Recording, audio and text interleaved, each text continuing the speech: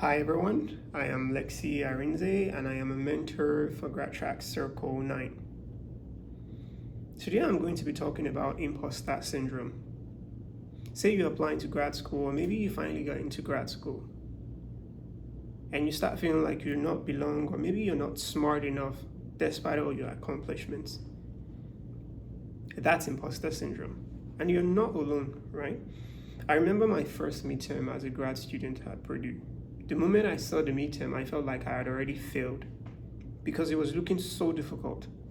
But after the midterm and I spoke with some of my classmates and I finally got the results, I realized maybe I wasn't as dumb as I thought. The midterm was just as difficult for everyone else. At the end of the day, I got an A in the course.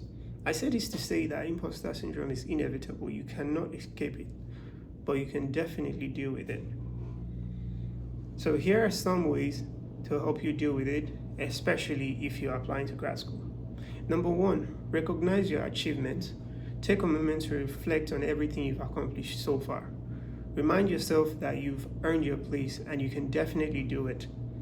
Number two, talk to mentors. Talking to mentors who believe in you can help provide reassurance and remind you of your strengths, helping you see yourself more clearly.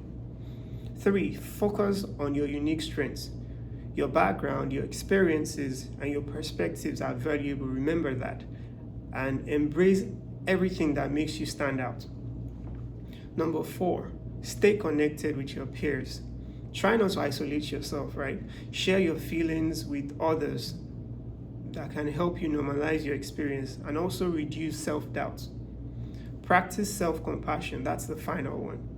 Be kind to yourself. Remember, everyone experiences doubts. You're not alone, and you can definitely do it. Take care.